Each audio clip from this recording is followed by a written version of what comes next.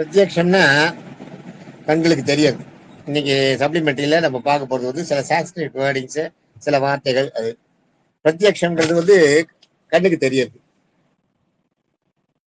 பிரதிபந்தகம்ன்றது வந்து பதிலுக்கு செய்யறது, ஒன்ன செஞ்சா பதிலுக்கு செய்யறது.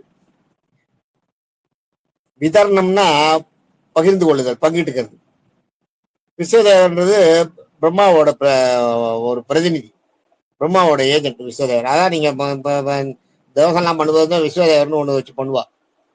விஸ்வதேவர்னு ஒண்ணு வச்சு பண்ணுவா பாருங்க, பிரம்மாவோட பிரதிநிதி. அவருக்கு பண்ணி தான் நீங்க எதையும் பண்ணணும். அதே மாதிரி பாத்தீங்கன்னா நம்ம தர்ப்பணம் பண்ணும்போது பாத்தீங்கன்னா வசுருத்ரா ஆதித்ய அப்படின்ற ஒரு ஒரு இது தர்ப்பணம் ஒன்று சொல்லுவோம். வசுருத்ரா ஆதித்யன்னு தாத்தா பாட்டி எல்லாம் சொல்லும்போது வசுருத்ரா ஆதித்ய அவளுக்கு அந்த நமஸ்தர்ப்பயாமின்னு அந்த தர்ப்பணம் பிரபிதாமஸ்தர்ப்பயாமின்னு சொல்லணும். அதை நான் நம்ம தர்ப்பணம் பண்ணும்போது சொல்லுவோம். அந்த மந்திரங்களை சாதாரண வெறுமை சொல்லக்கூடாது. அதனாலதான் வசுராதித்யன்றது, வசுன்றது வந்து பிரம்மா, வசுன்னா பிரம்மா. ருத்ரன்றது வந்து பித்ரு. இந்த இடத்துல ருத்ரன்றது பரமசிவனுக்கு ஒரு பேரு, ஈஸ்வரனுக்கு ஒரு பேரு. இந்த இடத்துல அது இல்லை. இந்த இடத்துல வந்து நம்ம தர்ப்பணம் பண்ணும்போது சொல்றது வந்து ருத்ரன்றது வந்து அந்த ருத்ரா இல்ல, பித்ரு. ருத்ரன்றது வந்து பித்ருக்களுக்கும் ருத்ரன்னு ஒரு பேரு. அதான் பிரம்மா முதல்ல, வசு. ருத்ரன்றது வந்து நம்ம பித்ருக்கள், ஆதித்யன்றது சூரியன். பிரம்மா பித்ரு சூரியன், இவாளுக்கு நம்ம அதை கொடுக்குறோம் அப்படிங்கிறதா அந்த தர்ப்பணம் பண்றது அவளுக்கு போய் சேரணும்னு அந்த எள்ளு உடனே அது அவளுக்கு போய் சேரணுன்றதாக அதுல சொல்றது. அந்த அது சொல்லுவார். அதனால வசு ருத்ர ஆதித்யன்னா பிரம்மா பிரம்மா பித்ரு சூரியன் 3 பேரை சொல்றதா இருக்கும். அடுத்து வந்து கிருஷ்ணனோட இடைக்குள்ள நண்பர்கள் பேரு எத்தனைன்றதெல்லாம் கேட்டுங்க. ஸ்ரீராமன், ஸ்தோத கிருஷ்ணன் ஒண்ணு, அர்ஜுனன்றது இந்த அர்ஜுனன் இல்ல, இடைக்குள்ள நண்பன் அர்ஜுனன் ஒண்ணு, இவன் கூட தான் விளையாடுறது. ஒருதபன் ஒண்ணு, மதுமங்கலன் ஒண்ணு, ததிபாண்டவன்றது அந்த ததிபாண்டவன் கதையே நமக்கு தெரியும். போய் ஒளிஞ்சுக்கிறது. இப்ப கிருஷ்ணன் வந்தப்போ ஓடி போய் பானைக்குள்ள ஒளிஞ்சுட்டு சொல்ல இல்லன்னு சொல்லாத அதுக்குள்ளேயே மூடி வச்சுருவார் அப்படியே கிருஷ்ணன் அங்கேயே மாட்டின்றார். அது ஒரு கதை இருக்கு, ததிபாண்டவன் கதைன்னு ஒண்ணு இருக்கு. அந்த ததிபாண்டவன் வந்து கிருஷ்ணனோட ஃப்ரெண்டு. அதே மாதிரி சுதாமன்றது வந்து நம்ம குச்சேலர் சுதாமன்றது தான் குச்சேலரோட பேர். அப்புறம் தான் அவர் குச்சேலர் இருந்தது. குச்சேலன்றது ஏழையோட இது. குச்சேலன்றது பரம ஏழைன்னு அர்த்தம். குச்சேலன்றது. அதே மாதிரி பாத்தீங்கன்னா உச்சிஷ்ட போஜனம். உச்சிஷ்டன்றதுக்கு நான் முதலே சொல்லியிருக்கேன். எச்சில் பண்றதுக்கு பேரு உச்சிஷ்டன் பேரு. உச்சிஷ்ட போஜனம். இப்ப நம்மளாம் பெருமாளுக்கு தேவேத்தியம் பண்ணது பெருமாளோட எச்சில். அது அதை நம்மளாம் வாங்கி சாப்பிடுறோம். கோயில்ல பிரசாதமா கொடுக்குறோம், எல்லாம் வாங்கி சாப்பிடுறாங்க. ஆனா பெருமாள் வந்து ஒரு உச்சிஷ்ட போஜனம் பண்ணு வரோம். கிருஷ்ணனே உச்சிஷ்ட போஜனம் பண்ணு வரான். அது யாரு கிட்டன்னா இடைக்குள்ள நண்பர்கள் இருக்காரு இல்லையா, அவன் வாயிலிருந்து எடுத்து டக்குன்னு வாயில இவர் வாயில போட்டு வரான். அவ வாய் ஆறு தர பார்க்கலாம். ஐ நல்லா இருக்க, என்ன சாப்பிடுற காட்டா தர என்ன திறக்கிறதுனா டக்குன்னு வாய்க்குள்ள நிறுத்தி ஒரு வாயில போட்டு போறோம். அதான் உச்சிஷ்ட போஜனம். அந்த இடைக்குள்ள சிறுவர்கள் வாயிலிருந்து எடுத்து சாப்பிடுறது வந்து பெருமாளுக்கு ரொம்ப பிடிச்ச விஷயமா உச்சிஷ்ட போஜனம்ன்றது. நமக்கு வந்து பெருமாளுக்கு நைவேத்தியம் பண்ண பெருமாள் சாப்பிட்ட மிச்சம் அதை நம்ம சாப்பிடுறோம். பெருமாளோட இச்சலை நம்ம சாப்பிடுறோன்றது ஆச்சாரியனோட மிச்சமும் போடுவா.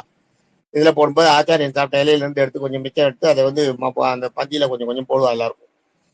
அது ஒரு இது இருக்கு. அது உச்சிஷ்ட போஜனம், பெருமாளுக்கு பிடிச்ச உச்சிஷ்ட போஜனம் இடைக்குள்ள சிறுவர்கள் வாயிலிருந்து எடுத்து சாப்பிடுறதான்.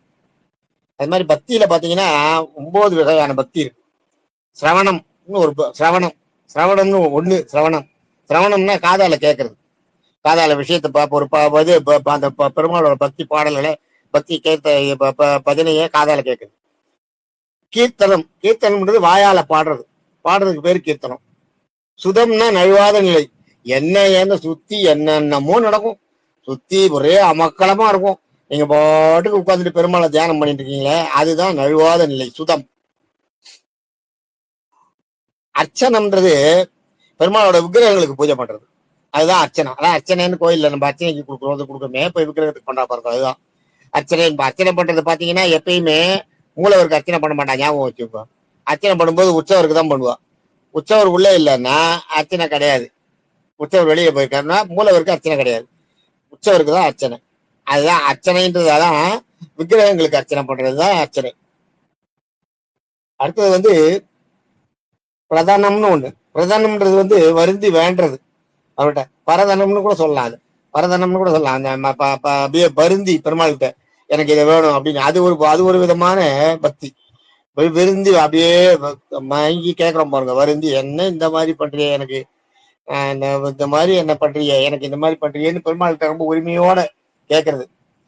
அது மாதிரி நான் இப்ப ஒண்ணு கேட்டுட்டு இருக்கேன். அது மாதிரி அது இப்ப இதுல சொல்ல வேண்டாம். அது மாதிரி என்ன இந்த மாதிரி என்ன பண்றிய, இப்படி என்ன போட்டு படுத்துறிய, இப்படி வருத்துறிய, என்ன என்ன வந்து இப்படி கஷ்டப்படுத்துறிய, நியாயமா நீ இந்த மாதிரி பண்ணலாமா, நீ நீ எனக்கு இது மாதிரி பண்ணலாமான்னு பெருமாள்கிட்ட உரிமையோட மனசு வருந்தி வேண்டது. அதே மாதிரி தாசியம்னு தாசியம் ரெண்டும் சொல்லலாம். தாசியம்ன்றது அடிமைப்பட்டிருக்குது. பெருமாளே கதின்னு அப்படியே அடிமைப்பட்டு பெருமாளுக்கே அடிமைப்பட்டு செய்யறது. பெருமாளுக்கு யார் அடிமைப்பட்டிருக்காளோ அவளுக்கு செய்யறது தாசஸ்யம். அதுவே தாசஸ்யம். இது தாசியன்றது பெருமாளுக்கே அடிபட்டு இருக்குது. அடிபணிஞ்சு அப்படியே பெருமாள், அதாவது விரும்பி செய்யறது. அதுதான் தாசியம். தாசஸ்யன்றது விரும்பி செய்யணும். அதுதான் அவ சொன்னது. பயந்துட்டு செய்ய ராஜாவுக்கு செய்யறது கூட நீங்க செய்யறது வந்து சேவைதான். ராஜாக்களுக்கு செய்யறது. ஆனா பயந்துட்டு செய்யறது. அதெல்லாம் வேற. இப்ப இதெல்லாம் நீங்க மத்தவாளுக்கு செய்யறது அவ கொடுக்குற காசுக்காக பண்றது. அது மாதிரி பயந்துட்டு செய்யறது. இது வந்து விரும்பி செய்யறது தாசஸ்யன்றது. சத்தியம், உண்மையே பேசி நிக்கிறது. வேற எதுவுமே கிடையாது. பெருமாளை பிரார்த்தனைன்றதே கிடையாது. உண்மையே பேசுறது. என்ன நடந்ததோ நடந்தது அப்படியே சொல்றது. எந்த நிலையிலையும், எப்படியாப்பட்ட நிலையிலும் உண்மையான வழியிலே நின்று அதுல அந்த வழியில பகவானை பிரார்த்தனை பண்ணுது. அதாவது என்னன்னா, நான் வந்து உண்மை சொல்றதுதான் எனக்கு பகவான்ன்றது எனக்கு உண்மையை பேசுறது மட்டும்தான் பகவான். அதனால நான் உண்மையை தான் பேசுவேன். அதுவும் ஒரு பக்தி தான். உண்மையை பேசுறது கூட ஒரு பக்தி. ஞாபகம் வச்சுக்கோங்க. உண்மையை மட்டுமே பேசுறதுக்கு ஒரு பக்தி. அதாவது உண்மையை வந்து சொல்ல வேண்டிய இடத்துல சொல்லாம இருக்கிறதும் தப்பு, சொல்லக்கூடாத இடத்துல சொல்றதும் தப்புன்னு இல்லையா. இந்த பக்தியில அது கிடையாது. சொல்லக்கூடாத இடத்துல சொல்றதும் தப்புன்றதே கிடையாது. எங்கேயா இருந்தாலும் சார் அபிராமப்பட்டர் என்ன சொன்னார், வருண்டா இன்னைக்கு ராஜாவை பார்த்து சொல்லிட்டார். ராஜா வந்து அவர் நல்ல தியானத்துல இருக்கிற வந்து இன்னைக்கு என்ன பௌர்ணமின்றார், அமாவாசை போய் பௌர்ணமின்றாரு. அந்த ராஜா சண்டைக்கு வரான். இவரை பார்த்து என்னை பார்த்து நீ கிண்டல் பண்ண, போடா இன்னைக்கு பௌர்ணமி தான் போடான்றார். போடான்னு ராஜாவுக்கு அப்படியே உச்சந்தனையெல்லாம் பத்திக்கிறது. கோபம் வந்துட்டு நம்மள போய் டாகன்ட்டாருங்க. இன்னைக்கு மட்டும் பௌர்ணமி வரல, உன்னை வந்து அப்படியே இதுல அந்த தீ இது கொளுத்தி அதுல அந்த இதுல ஒண்ணு அப்படியே இறையாக்கிறேன் பாரு, பஸ்பம் பண்ணிடுறேன் பாரு. பெரிய தீயை பூட்டி கொழுந்து விட்டு எரிய வச்சு அதுல பஸ்பம் பாக்கிடுறேன் பாருங்க. அப்புறம் பராசக்தியோட அருளால அபிராமி அருளால அவருக்கு வந்து அந்த சந்திரன் உதயமாறு அபிராமி வந்து தன்னுடைய காதுல இருந்து கொண்டாடத்தை கைட்டி போட்டதா வரும் கதையில. அது மாதிரி அந்த வழியில அந்த உண்மை வழியிலேயே நின்று பிரார்த்தனை பண்றது. அதுதான் சத்தியம். ஸ்மரணம். அடுத்தது ஸ்மரணம்ன்றது எப்பயும் வாயில இருக்கும்போதே கிருஷ்ணா கிருஷ்ணா கிருஷ்ணா கிருஷ்ணா கிருஷ்ணா கிருஷ்ணா கிருஷ்ணா கிருஷ்ணா சொல்லிட்டே இருக்கிறது. சாப்பிட ஏன்னா தோவரம் கிருஷ்ணா கிருஷ்ணா கிருஷ்ணா கிருஷ்ணா. இன்னைக்கே நீங்க பாத்தீங்கன்னா, இன்னைக்கு நீங்க மதுரா போனீங்கன்னா ராதே ராதே ராதே ராதேன்னு சொல்லுவோம். வழியோட என்ன சொல்ல மாட்டாங்க யாரும். ஆட்டோக்காரங்க கூட சரி, சைக்கிள் ரிக்ஷா தாங்க நிறைய, சைக்கிள் ரிக்ஷாக்காரங்க கூட சரி, நீங்க போறத பார்த்தா ராதே ராதேன்னுவான். ராதே ராதேன்னா யாரும் ராதாவை கூப்பிடுறான்னு நினைச்ச கூடாது. நீங்க வழி விடுங்கன்னு அர்த்தம். அது கூட அவங்க வழி விடுங்கன்னு சொல்ல போனா ராதே ராதேன்னு தான் சொல்லுவோம்.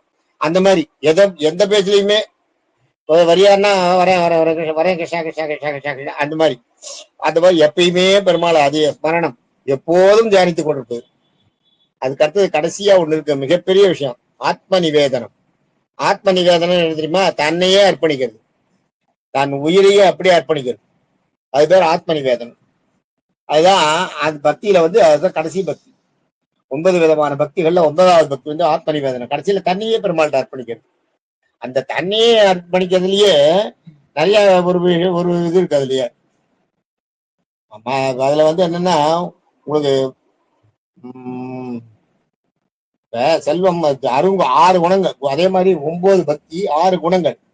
6 குணங்கள்ல ஐஸ்வர்யத்தை விரும்புறது, வீரியம் சண்டை வீரவாதி வீரத்தை பொழுது, புகழ விரும்புறது, செல்வத்தை விரும்புறது, சக்தி பொருளை விரும்புறது, ஞானம்னா அறிவு கூர்ந்த அறிவை விரும்புறது, வைராக்கியம் எதிரையும் நின்று நடத்தி காட்டுறது.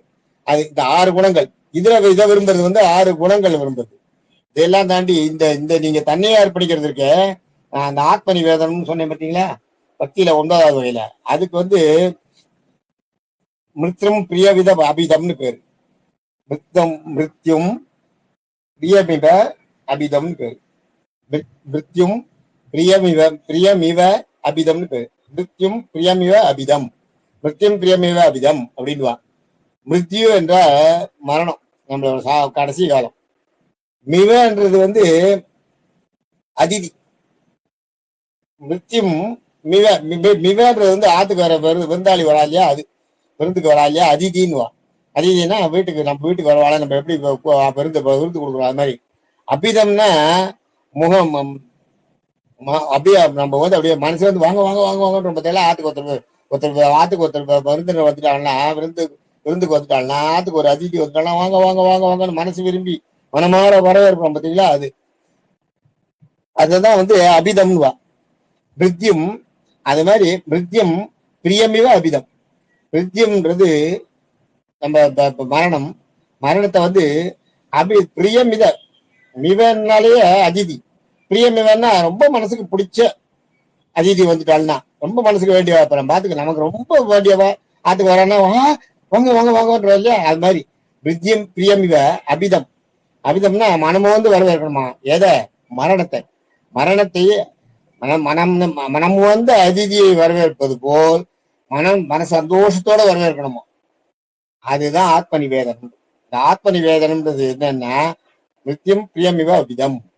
இதுதான் இதை இன்னைக்கு போறேன், இன்னைக்கு கொஞ்சம் லெக்டாவே போயிட்டு, ஏன்னா இது கொஞ்சம் சொல்லணும் இல்ல. நித்தியம் பிரியமிவ அபிதம்ன்றது வந்து முக்கியமான விஷயம். ஆத்ம நிவேதனத்தோட கருத்து அதான். வெறுமனி ஆத்ம நிவேதனம்னா நீங்க வந்து நெருப்பிட்டு நின்று போது யாராவது உங்களை குத்தி உள்ள தள்ளி விட்டுறது இல்லை. விரும்பி மரணத்தை வந்து ஆசையோட, நமக்கு ரொம்ப மனசுக்கு வேண்டியவா, நம்ம ரொம்ப நாளைக்கு அப்புறம் பாத்துக்கு வரான்னா அவளை பார்த்த உடனே அதிதியை எப்படி ஆத்துக்கு விருந்துக்கு விருந்தா கூப்பிடுறோமோ அது மாதிரி உங்களுக்கு மரண தேவன் வந்து எதிர நின்னா வாங்க வாங்க வாங்க வாங்க வாங்க வாங்க வாங்க வாங்க அப்படி வரவேற்று சந்தோஷத்தோட அவர் கூட போகணுமா, அதுதான் ஆத்ம நிவேதனம். தேங்க்யூ.